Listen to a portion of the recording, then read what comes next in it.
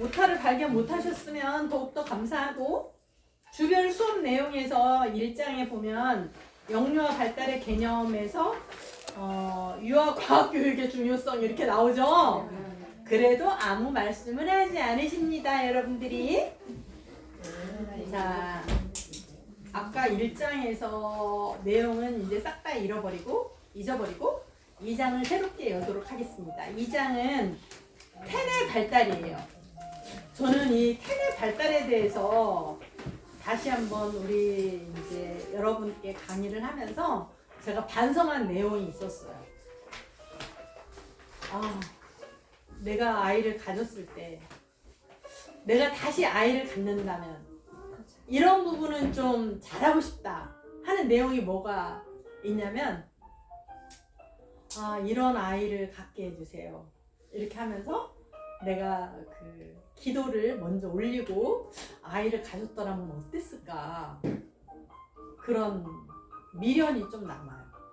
어느 날 이제 그때 당시에는 새벽 6시마다 테니스를 하러 다녔어요. 근데 새벽 6시에 테니스 약속인데 5시 50분만 되면 그 길에서 만나는 어떤 어르신이 계셨는데 그날따라 테니스가 다 끝나는 시간에 만나게 됐어요. 그래서 잠깐 서서 이야기를 했는데 이분이 요즘에 왜 이렇게 사회 문제가 심각한지 아세요? 이렇게 아침에 그런 심각한 질문을 하는 거예요. 그래서 왜일까요? 그랬더니 예정에 없는 애들이 많이 태어나서 그래요. 그분이. 그래서 문득 굉장히 뜨끔했어요. 저는 한 번도 두 아이를 출산하면서 나는 꼭 이런 자녀를 갖게 해주세요 기도한 적도 없었고, 지금 아이를 가지면 내가 몇 월에 아이가 태어나나 이런 계획도 별로 해본 적이 없었어요. 그냥 어느 날 소중한 생명이 나에게 온다면 나는 그 자녀를 내 가족으로 받아들여서 열심히 키우겠다, 이런 마음이었는데 굉장히 재조명해보게 된 거예요. 나한테 그런 기회가 다시 온다면 나는 좀 몸과 마음을 더 정갈히 하고, 남편도 그런 생각을 하게 하고, 정말 음식을 하나를 먹더라도 그 전부터 조금 더 엄마가 될 그런 마음을 가지고 내가 좀 부모됨에 대해서 생각을 다시 한번 해봤을 텐데 반성이 있어요. 그러면서 2장을 보게 됐어요. 자, PPT 자료가 저 혼자만의 PPT 자료예요. 그죠? 선생님 지금 안 보이시죠? 네. 굉장히 미안하고요. 저는 저쪽 방에서 수업하는 줄 알았어요. 그래서 PPT가 되게 크면 이게 다 보일 거라 생각했는데 제가 첫 번째 올려드린 PPT하고 오늘의 PPT의 차이점은 디자인이 좀 예뻐졌다.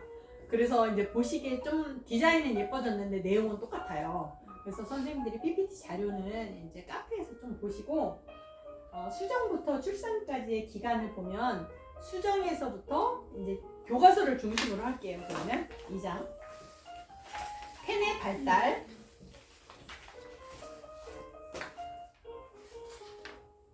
태내기는 39쪽에 보면 수정된 이후부터, 밑에서부터 두 번째 줄에 수정된 이후부터 발아기, 배아기, 태아기로 분류되는데 이들 단계를 거쳐 수정란은 점차 분화되고 체계적으로 변화해 간다, 이렇게 나왔어요. 근데 그 다음에 보면 배종기라는 말이 나와요. 그리고 배아기라는 말도 나오는데 이게 다 어떤 말과 똑같은 의미냐면 발아기하고 같은 말이에요.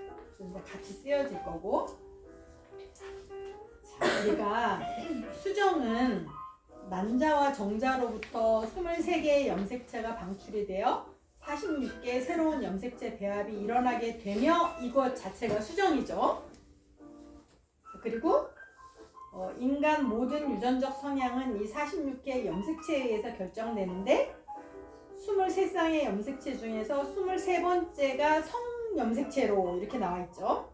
그래서 여성의 성염색체는 XX, 남성의 성염색체는 XY다. 요거 이제 보시고 그 옆에 페이지로 가서 정자와 난자와 임신에 대해서 나오는데 난자만 보면 여성은 2개의 난소를 가지고 있으며 약 20만 개의 미성숙된 난자를 언제부터? 이야, 아셨어요 이거? 태어날 때부터 가지고 있다는 게 전 이번에 처음 알았어요. 이거를 여아가 가지고 있다는 거잖아요. 정말 이거 강의를 안 맡았으면 이거를 지금도 몰랐을 거예요. 그리고 난자의 크기는 정자보다 얼마 크다? 40배 크다. 자, 그리고 넘어가겠습니다. 자, 그래서 그 두 번째 이제 발아기가 나오죠. 발아기는 다른 말로 종착기라고도 합니다.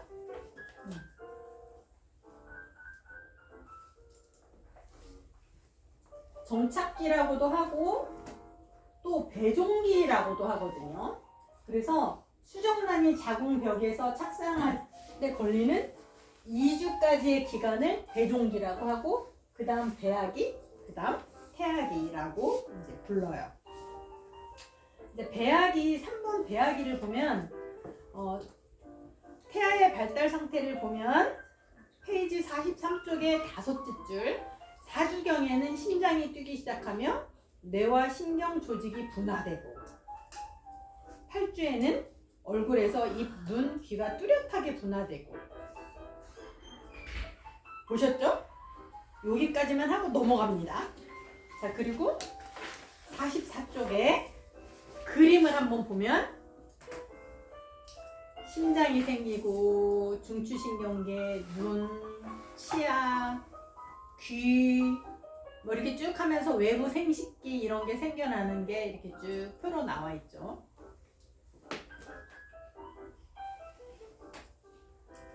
지금 두 분만 출산의 경험이 없는 거죠. 근데 우리가 출산의 경험이 있다고 해서 이걸 다 자세히 아는 건 아니에요. 그리고 지금 이걸 다 자세히 아는 게 중요하지 않은데 저는 임신한 지 4주째가 딱 되니까 입덧이 시작됐는데 우리가 성별이 언제 정해져요? 16주? 우리 한번 교과서에서 찾아주세요. 성별이 언제 딱 결정되는지. 12주? 성별이? 결정되는 거는 훨씬 빨리 결정되는 것 같은데. 외부 생식이 나올 때 아니에요? 3주.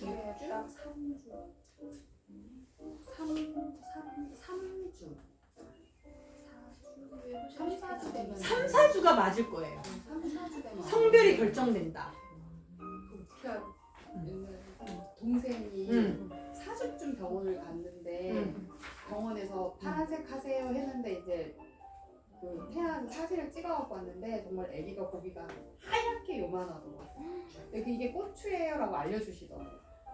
잠깐, 아까 우리 그림에서 보면 생식기는 한참 뒤에 나오는데. 한참 나오는데 그분이 이렇게 그래서 혹시 그게 정해져 있는 거예요 하고 물어봤더니 이게 남자아이예요 하고 이렇게 알려주시더라고요. 그때 그 병원에서 4주쯤 됐는데 4주에? 네, 요렇게 애기가 요러고 이제 태아가 요러고 앞으로 딱 보고 있으니까 4주에 걔는 이미 아들이란 거야. 그래서 제가 신기하다 그랬어요. 저도 책을 봐도 그거는 생식기는 나중에 생기는 걸로 알고 있는데 4주쯤 4개월인가? 4개월인가 봐요. 4개월쯤 갔더니 그치. 4개월쯤 됐을 갔더니 때. 그렇대요. 이미 내 생식기 생기는 거는 그 전에 생긴다고. 네, 이미 그 남자인지 여자인지는 그 전에 생기고 그게 이제 점차 발달이 돼서 한 4개월 뒤면 확실히 안다고 얘기를 하시더라고요. 4개월 때.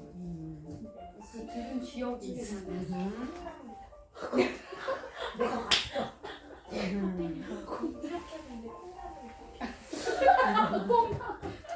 그래서 이제 보면 수정이 딱 돼서 착상하기까지의 그 2주간이 가장 그 상황할 확률이 높은 거죠.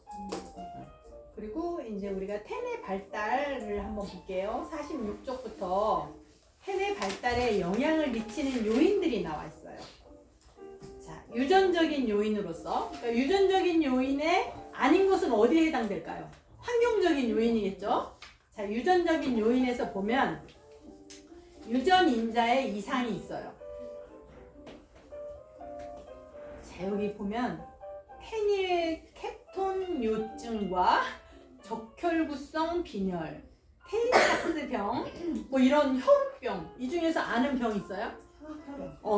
나도 그거밖에 몰라요. 말이 너무 어려워. 그 다음에 성염색체 이상. 남자의 경우 클라인펠터 증후군, 초홍성 증후군, 여성의 경우에는 터너 증후군, 초자성 증후군이 나타난대. 아까 보면 23번째 염색체가 잘못되면 성염색체라고 했죠.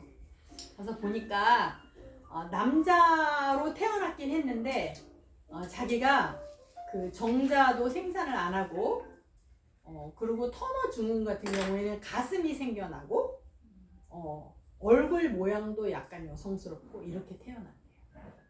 그리고 여자들인데도 여자가 그 반대의 병이 있어요. 그러면 그 염색체 이상으로 인해서 그 자기 모습이 남자도 생성이 안 되고 처음부터 그렇게 성 역할을 못하는 그런 성염색체 증후군이 있더라고요.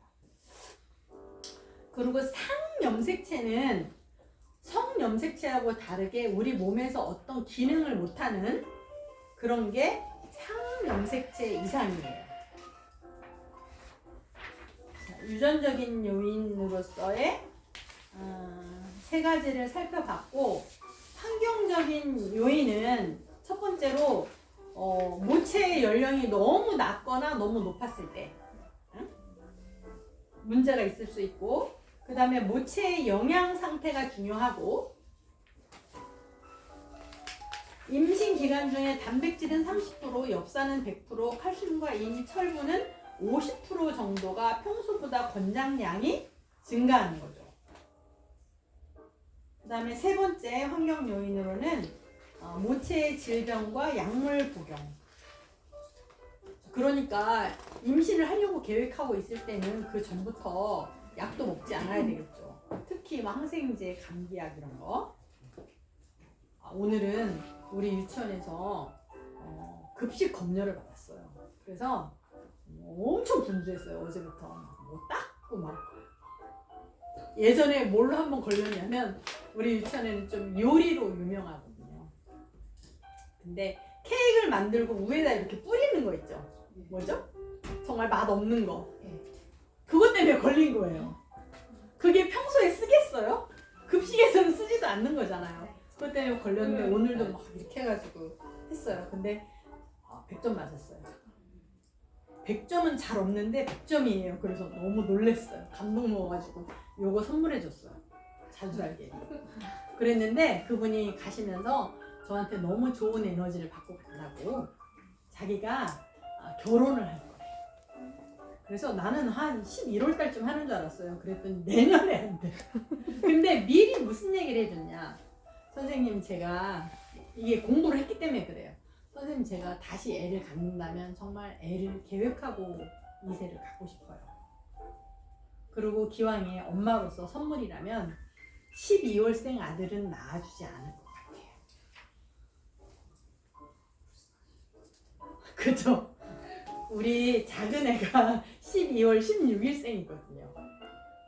선생님, 우리 딸도 나이가 똑같아요. 35세. 그래서 선생님, 기왕이면 1, 2, 3, 4, 5까지? 1월, 2월, 3월, 4월, 5월 요렇게 좀 태어나야 애들 앞에서 좀 이렇게 발달도 어느 정도 좀 빨라지고 힘도 세고 밥그릇 수가 있으니까 좀 당당하죠. 나 저거 해봤어. 이렇게 할 수 있죠.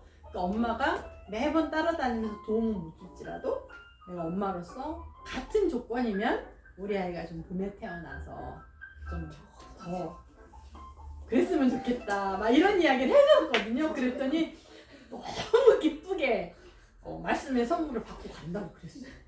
그래서 좀 우리가 이제 환경적인 요인도 중요하니까 그 모체의 건강도 정말 중요하죠. 그래서 아무 약이나 먹지 않고 자기 몸을 이렇게 관리하고 운동을 열심히 해준다든가 이런 게 필요하겠죠. 하나 더 날 때?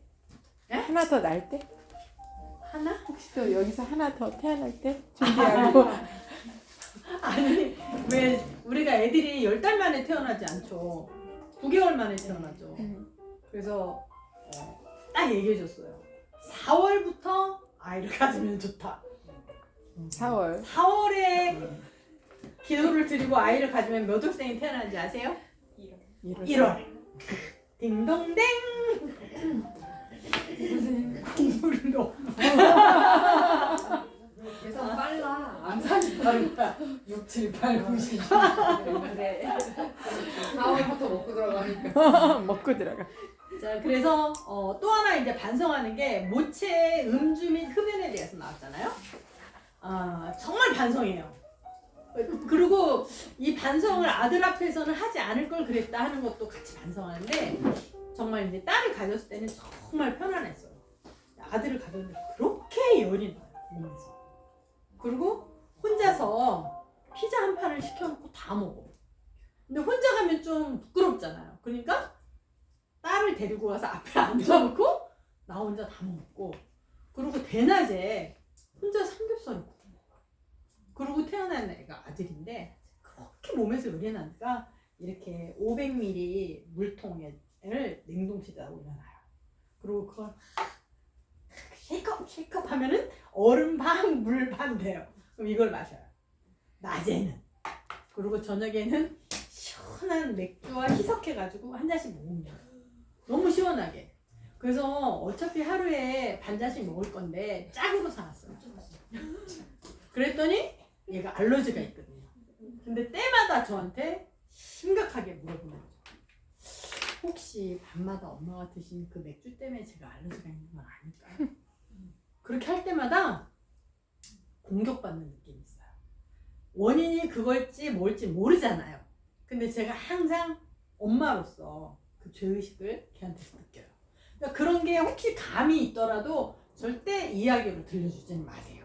그러나 아이를 갖기 전에 내 몸을 정갈히 하고 있나 보실 때 흡연도 안 되고 알코올도 안 좋고 정말 좋은 음식 먹고 운동도 열심히 하고 건강관리를 잘하자.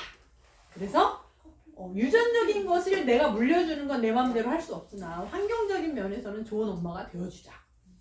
동의하시나요? 네. 그 다음에 모체의 정서도 굉장히 중요하죠. PPT 꺼졌대요. 네. 켜졌나요? 켜졌어요. 네. 근데 이게 PPT가 좀 잘못됐네요. 이게 PPT를 여러분들이 못 보고 나 혼자만 본다니까 PPT에 의존해서 할 수가 없어요. 화면 자, 태내 환경과 화면을 크게 하는 방법. 화면을 크게 하는 방법. 자, 그리고 정서 상태도 굉장히 중요한데 그거 못 느끼세요, 여러분들은? 내가 굉장히 마음 편할 때 정서가 굉장히 안정적인 임신 기간 중에 태어난 아이와 내가 좀 마음이 불편했을 때 태어난 아이 조금 다른 거 못 느껴요? 달라요. 다르죠? 그래서 저는 그렇게 생각해요. 왜냐하면 저는 큰아이 같은 경우는 아기를 가져서 친정에 많이 있었고요. 작은 아이 같은 경우는 가지면서부터 이제 시어른들하고 같이 있었어요. 그러니까 성격도 완전히 반대예요. 얘 큰 아이는 외형적이면 작은 아이는 너무 소심하고 좀 뭔가 자신감을 많이 없어하고 그리고 좀 그런 거 많고 뭔가 하려면 두려움이 좀 많다는 나는 못한다는 그러니까 그런 스트레스적인 요인 때문에 좀 그렇지 않을까라는 생각을 되게 많이 해요. 종합해보면 그러니까 친정집에 있었을 때는 산모가 너무 편안했었고 먹고 싶은 거 다 먹고 뭐 정말 다니면서 먹고 싶다는 거 다 해주고 그러니까 마음 편하게 있었는데 둘째는 초기부터 이제 시어른다고 있으니까 이제 모든 스트레스가 있고 전두엽 발달이 덜 되는 약간 되게 그게 차이가 되게 많아요. 그랬어요? 저는 지금 아들 며느리랑 함께 살고 있거든요. 그래서 갑자기 둘째가 생기려면 얘네들 내 보내서 프리하게 해야 그 정말 DNA가 훌륭하게 물려 잘 유전이 돼서 좋은 기다리는 손녀를 만날까? 막 그런 생각이 지금 잠시 들었어요. 하여간 이제 그 다음으로는 환경 호르몬도 아이들의 태반을 통해서 흡수가 된다. 그리고 이제 또 하나 환경 요인은 또 뭘까요? 전자파 노출. 요번에 그 영국에 가서 우리 딸을 만난 결과 그 집에는 전자레인지를 사용하지 않아요. 그리고 모든 음식은 그날 샀다. 특별한 거 말고는 냉장고에 다시 들어가지 않아요. 다 먹고 치운다. 그러니까 딱 먹을 만큼만 사요. 둘이만 사니까 가능하겠다 생각이 들어요. 근데 어쨌든 전자레인지가 없으니까 그냥 사용을 안 하는 건데 그게 2세를 갖기 위한 조건이에요. 이 사람들의. 그리고 이제 8번에 뭐가 나와요? 참 번호도 참 뒤에다 다른 이유가 뭘까 싶어요. 아버지의 건강. 난 이게 한 2번으로 들어가야 될 것 같은데 어떻게 8번이지? 8번에 이제 환경적인 요인으로 아버지의 건강이 나와 있어요. 1번 같아요? 네. 1번에다가 갖다 놓읍시다. 그래서 한 번 만들어진 정자는 80일 정도 체내에 머물게 된대요.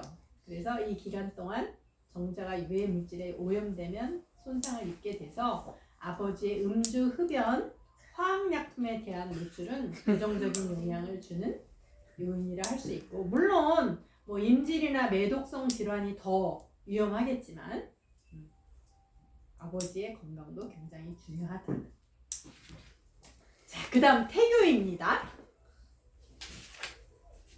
태교 해보신 분?